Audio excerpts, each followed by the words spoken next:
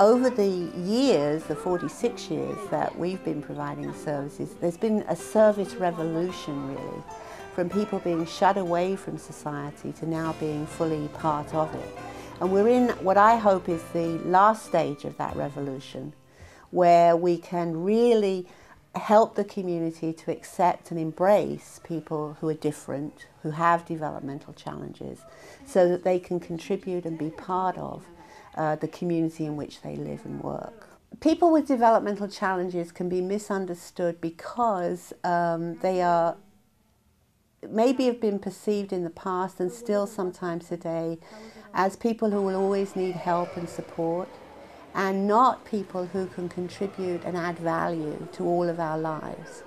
And I think that's a huge misunderstanding, and certainly my own experience of getting to know the people that we serve, as well as seeing what they can contribute to the community, has been huge. And I think the more people understand that, that stereotype that was there previously will go away.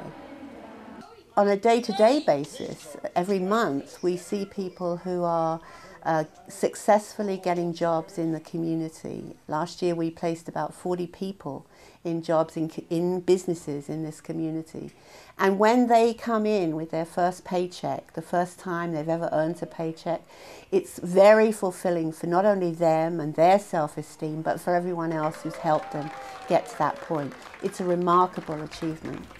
There have been many times where I and other people who work here have been reduced to tears seeing the accomplishments of the people that we serve, be it being able to tie their shoelace for the first time, do buttons up on a sweater, say a first word, or be able to walk again, having been told by doctors long ago that they never would.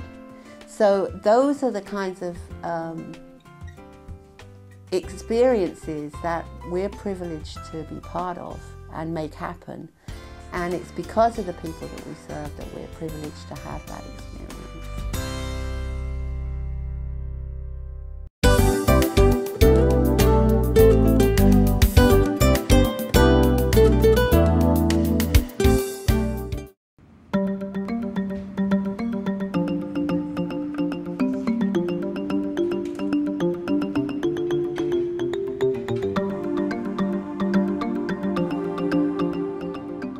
I would like to give to the grassroots organizations of Palo Alto to help them, because the society that I was born and raised in Taiwan, there was very few grassroots voluntary organizations. I feel that is the spirit of democracy. It's not the voting booth, but it is these, self-initiated civil organizations. That's why whenever I have chance, I would love to donate my food for them, donate gift certificate, and sometimes donate whatever money that they really need, and that makes me feel very good. Yes. The best part about what I do is I enjoy the interaction with the customers, especially because the customers at Ming's are usually very well educated and very knowledgeable about everything. Sometimes we have become friends, and that's very rewarding. It's also very rewarding when I received a letter complimenting my staff on their food and service.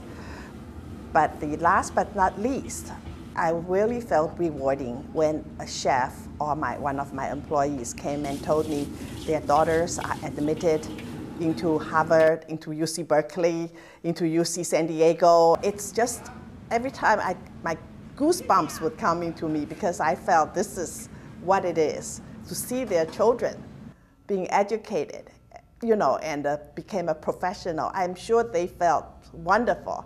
And in a way, I feel great, it touches me a lot. I like to see my restaurant as a family, my employees. Most of them have been with me for the longest time. And they are wonderful.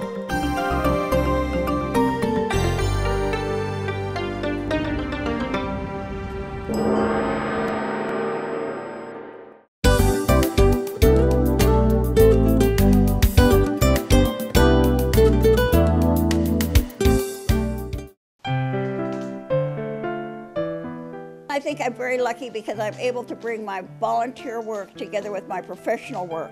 And really when I do pro bono volunteer design, it's just as though I was being paid.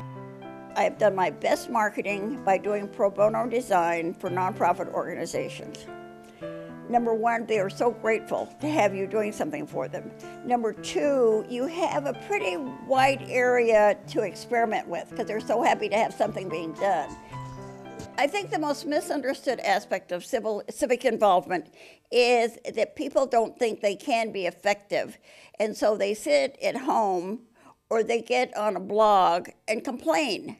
And they don't go out and go to a city council meeting or go to a planning commission meeting or go to a neighborhood meeting and find out that there's something that they can do that would be very effective.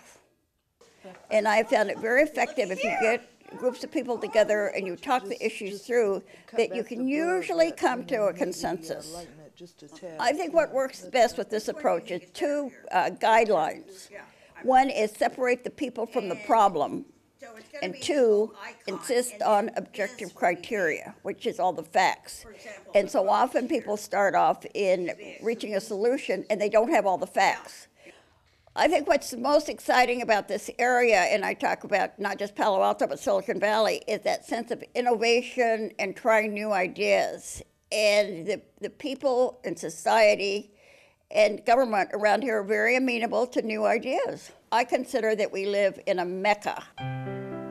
What I have personally learned from this journey goes back again to the power of the individual. And it also goes back to maybe you don't succeed. One of my favorite poems is about that. Go ahead and do it. If you don't succeed, that's okay. But at least you tried to make it succeed. And don't be reticent and sit back and think, oh, no one's gonna like my idea, or no one's gonna do this. Go ahead and put it out there. If it works, fine. If it doesn't, try something else.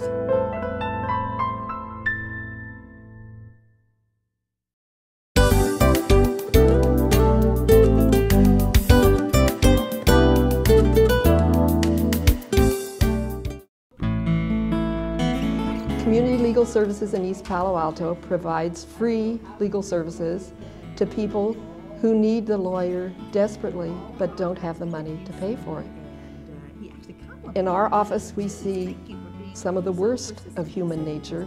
Why do people take such advantage of the poor? But they do.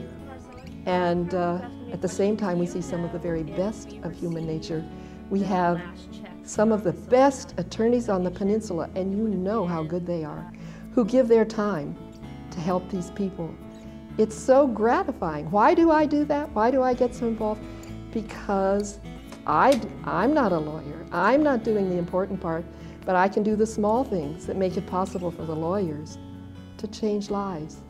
Today I drove across from Community Legal Services to the Arts Center. It's very striking. You drive down a bumpy road past housing that's not all in very good condition. You cross the Newell Bridge, and suddenly you're on Newell at Hamilton and Edgewood, and beautiful gardens and lovely homes. It's a huge divide between our two communities. I'm very proud of a program at the Palo Alto Arts Center called Cultural Kaleidoscope that Myrtle and I started.